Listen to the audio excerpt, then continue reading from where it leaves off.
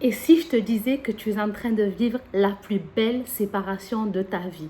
Oui, ta séparation avec ton conjoint, un partenaire de vie, une amie, un emploi, qu'importe. Cette séparation, elle est peut-être douloureuse. Tu ne la comprends pas. Mais avec le temps, tu vas la comprendre.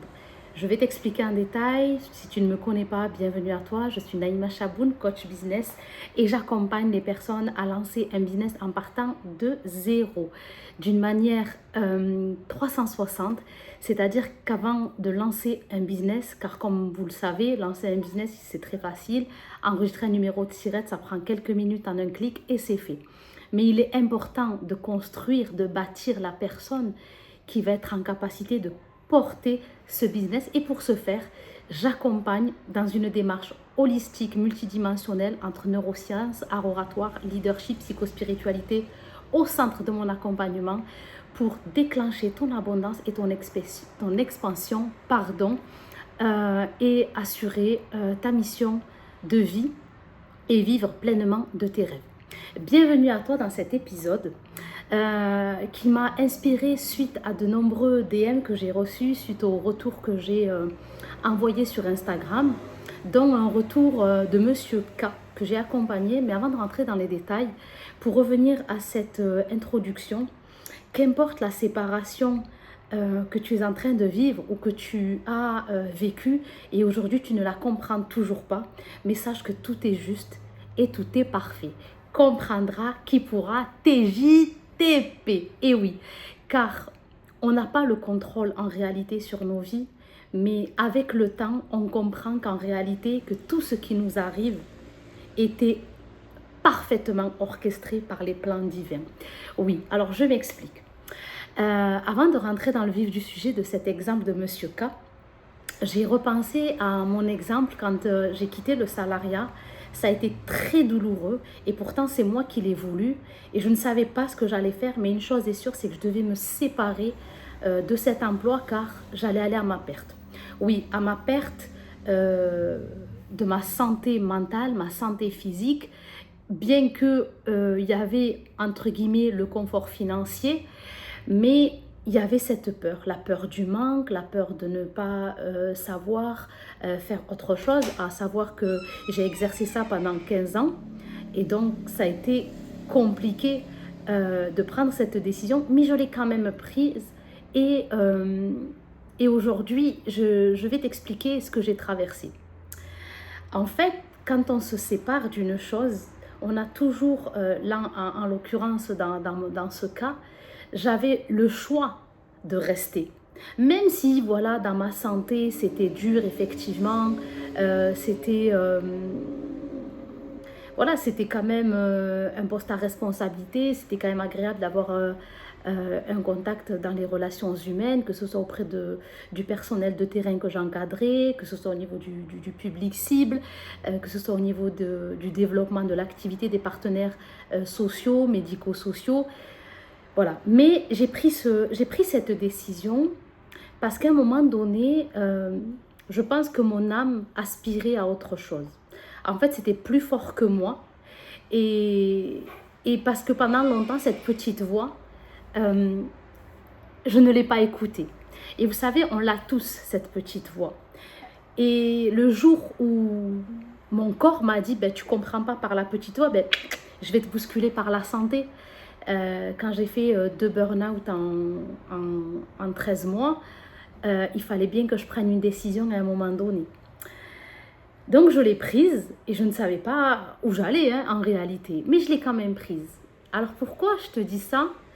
Parce qu'en fait, la séparation, si je n'étais pas passée par ça, si j'étais restée dans ce fake confort avec ce CDI, qui on peut dire c'est la sécurité de l'emploi, etc. On va l'appeler comme on veut, mais en réalité, c'est que du fake. J'aurais pu rester, mais je n'aurais pas découvert aujourd'hui cette version de moi-même que je suis en train de déployer dans la matière et je n'aurais pas fait l'expérience de l'entrepreneuriat, car oui, nous sommes des êtres célestes, des êtres spirituels qui venons faire l'expérience de la vie humaine. Et cette expérience de la vie humaine, elle passe par tout ce que l'on vit au quotidien, c'est-à-dire la vie au travail, la réussite scolaire, qui pendant longtemps, je pensais que la réussite sociale, la réussite professionnelle était la réussite et l'obtention de mon bonheur. Fake! La preuve, je veux dire, j'ai quand même été jusqu'à un bac plus 5 et ça n'a pas été, c'est pas ce qui m'a rendue très heureuse en réalité. Qu'importe. L'exemple, je peux rentrer beaucoup plus en profondeur dans cet exemple de séparation du salariat. Et aujourd'hui, Dieu merci, ce burn-out, en réalité, cette injustice que je me suis infligée était un cadeau déguisé. C'était en réalité pour me déployer, pour retirer cette couche de sécurité en pensant que le salariat était ma source, mon gagne-pain, ma sécurité financière, alors que c'est pas vrai, c'est pas ça du tout. Et elle m'a permis de rebondir, bien que je ne savais pas où j'allais aller. Est-ce que c'était facile? Non, mais la peur de l'abandon ne sont que des constructions, la peur du manque, etc. J'en reparlerai dans un autre espace, mais c'est pour dire que quand on brise les plafonds, eh bien, en réalité, tout devient accessible et c'est OK. Je vais prendre l'exemple de cette séparation avec une amie, un ami de longue date. Et qui, la séparation peut avoir lieu par rapport à un prétexte quelque part. Ouais, tu m'as pas répondu, tu m'as dit ci, tu m'as dit ça, tu m'as pas invité. Bref, un conflit qui peut partir de rien. Mais en réalité, ce n'est qu'une excuse, ce n'est qu'un prétexte pour que cette relation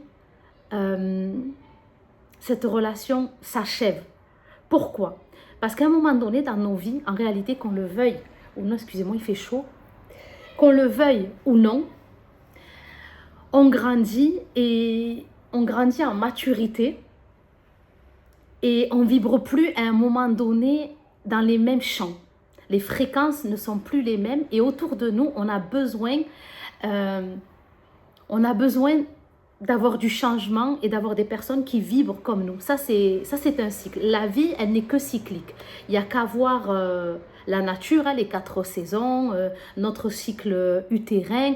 Bref, tout n'est que cyclique. Et il faut accepter la séparation d'une personne qui pendant longtemps, on s'est confié à elle, elle s'est confiée à nous, on a construit des choses, on était là pour elle, elle était là pour nous. Bref, qu'importe. C'est parfois douloureux et difficile, surtout quand on ne comprend pas. Mais en réalité, avec le temps, on comprend que tout est juste et tout est parfait, qu'il n'y avait rien à comprendre, que c'était une personne qui devait quitter le secteur, quitter cet environnement, cette fréquence vibratoire parce qu'on ne vibre plus pareil. Et c'est OK. Parce qu'à un moment donné, on est amené à évoluer, à se déployer. Et il faut accepter cette séparation. Il y a des personnes... Aujourd'hui, personnellement, je n'ai plus le temps de me prendre la tête avec des personnes à chercher à comprendre. Tu as fait le choix, tu en as fait un jugement, tu as compris ci, tu as compris ça, c'est OK. S'il faut te bloquer, je te bloque. Moi, en 2026, on n'a plus le temps, il faut dire ce qui est. Donc, il faut accepter la situation en réalité. Surtout si ça part sur des broutilles en réalité et qu'on sent que ça n'a ni queue ni tête. Et c'est pareil dans les relations, moi je le vois en thérapie de couple, dans les accompagnements un petit peu prénuptiales, quand les personnes cherchent à se rencontrer, à officialiser leur union, etc. Eh bien, la personne, souvent le partenaire masculin, à un moment donné, il est dans un enthousiasme important, il est présent, il est attentionné, il est bienveillant et petit à petit, il prend du recul ou je sais pas, qu'importe. Et en fait, c'est une façon de ne pas te blesser en réalité et de te dire prépare-toi un petit au revoir. Et quand je dis à la demoiselle, parce qu'elle ne comprend pas en fait ce langage masculin, je dis mais en réalité, c'était une façon à lui de te dire ciao. Mais il n'a pas su le dire. Pourquoi? Parce que c'est comme ça. Il a une façon à lui, c'est sa façon à lui de voir l'engagement arriver, mais de ne pas être prêt à t'offrir cet engagement. Il a peur de te blesser. Et sinon, c'était peut-être une façon à lui de jouer avec toi, mais il s'est rendu compte qu'avec toi, il n'y avait pas de jeu. Donc, il s'est dit, je vais jouer dans une autre cour. Et je lui dis, mais c'est un cadeau déguisé en réalité. Accepte, accueille cette séparation parce que, alhamdoulilah, que ça s'est passé comme ça. C'était le scénario le plus juste, parfaitement orchestré pour toi. C'est vrai, tu t'es attaché à lui dans les projections, les illusions. C'est normal, ça fait partie du cycle, ça fait partie du game. Mais la réalité est ainsi. Et au lieu de chercher à comprendre, remercie-le au contraire. Je sais que c'est douloureux, mais il faut accepter. Voilà. Donc, l'exemple dans le travail, l'exemple dans les rencontres, je vais prendre l'exemple dans l'amitié, je l'ai évoqué, et je vais rebondir sur le cas de Monsieur K, que j'ai évoqué lors de mes retours clients. Et j'ai eu pas mal de DM, me dire, ah ouais, c'est sympa Naïma, comment est-ce qu'il a pu s'exprimer, te faire part de son ressenti, etc. Et donc, j'ai expliqué un petit peu le cas. Il y avait plusieurs personnes qui ont cherché à savoir qu'est-ce qu'il avait amené dans l'accompagnement. Alors, Monsieur K, c'est un éducateur en pédopsychiatrie qui a vécu brutalement un divorce. Quelques mois avant l'annonce du divorce par son épouse, ils étaient partis faire une croisière en Égypte. Vraiment, tout allait pour le mieux. Elle lui avait même dit, ou je t'enterre ou tu m'enterres. Vraiment, l'amour fou, il n'a rien compris, au point qu'il a fait 2 ans une grosse dépression. Il a dû retrouver le domicile familial. Il est parti vivre chez sa maman qui a pu prendre soin de lui, etc. Thérapie sur thérapie, psychiatre sur psychiatre, psychologue sur psychologue, jusqu'à ce que les circonstances de la vie l'ont amené à me rencontrer. Donc, on a pu, en 6 mois, honnêtement, en 6 mois, le game était plié. Il a pu revivre chez lui. On a mis du tri dans sa paperasse administrative. Il a pu reprendre son activité professionnelle. On a pu voir une évolution vers une carrière de psychologue, à reprendre ses études, reprendre du sport, acheter une voiture, bref. Big up K360. Vraiment, en 6 mois, le game était plié. Et quand on me demande en DM, ouais, mais Naïma, comment t'as fait? Qu'est-ce qui s'est passé? Etc. Alors, je vais essayer de répondre à cette question. Alors, les hommes, il faut savoir une chose, c'est que les hommes ont tendance, on croit que les hommes ne sont pas très bavards dans leur capacité à prendre la parole, à exprimer leurs souffrances, leurs douleurs. En réalité, c'est pas tout à fait ça. Un homme peut être beaucoup plus pipelette, beaucoup plus bavard qu'une femme. Sachez-le. En fait, un homme, lorsqu'il se sent écouté, valorisé, soutenu, compris, et qui se sent être coucouné dans un espace de sécurité émotionnelle, accrochez-vous, écoutez bien, il en a des choses à dire. Énormément. Et malheureusement, beaucoup de couples souffrent de ça. Je le vois moi en thérapie quand j'ai beaucoup d'hommes. Eh bien, en fait, dans leur foyer, dans leur sphère conjugale, il n'y a pas cet espace de sécurité émotionnelle où l'homme peut déposer les armes et déposer sa vulnérabilité. Alors, il y a 2 écoles, il y a 2 teams, mais je vais vous parler de celle-ci. En fait, ce que j'ai envie de dire, c'est que l'homme à l'extérieur, il se bat, il est vraiment toujours sur ses gardes, il est vraiment dans le lead. L'homme, voilà, c'est la force, c'est la puissance, faire attention à ce qu'il dit, à ce qu'il fait, bref. Et à la maison, eh bien, si la femme a cette maladresse de ne pas accueillir ses émotions, sa vulnérabilité, son authenticité, eh bien, il peut vite se plier à la moindre réaction. Il dit, ah ouais, c'est comme ça que tu me parles, toi? Ben alors, plus jamais je te dis quelque chose. Donc, qu'est-ce qu'il va faire? Il va se confier à qui? La parole est à vous. Je n'en dirai pas plus. Il va trouver des interlocuteurs extérieurs, que ce soit auprès de la jante masculine, tant mieux, ou auprès de la jante féminine. Mais là, c'est un autre discours. Je ne rentrerai pas dans le détail. Mais pour répondre à cette question, ouais, mais Naïma... pourquoi est-ce qu'il est venu te voir, etc. Comment est-ce qu'il a pu se confier à toi sur autant de paramètres de sa vie, etc. Eh bien, je pense qu'en toute humilité, quand on accueille une personne sans aucun jugement et qu'on lui offre cet espace de sécure, eh bien, la personne, elle se dépose et elle-même, elle se découvre en réalité parce qu'elle va exprimer des choses qu'elle-même, elle se rend compte qu'elle n'aurait jamais pu oser dire à qui que ce soit. Et quand une personne, elle s'autorise à être elle-même, à dire ses difficultés, ben c'est là où en fait la magie s'opère. C'est pas dans le copier-coller, dans le fake, ça je dis pas, non. Surtout dans une communauté un peu le chouma, non merci. Donc, quand il y a cet espace, eh bien, on peut résoudre énormément de problématiques. Et pour revenir à cette phrase que je vous ai dit tout à l'heure, nous sommes des êtres spirituels qui venons faire l'expérience de la vie humaine, que ce soit auprès de l'amour, dans l'amour humain, l'amour amical, dans les relations humaines, l'amour auprès, dans la réussite scolaire, professionnelle, qu'importe.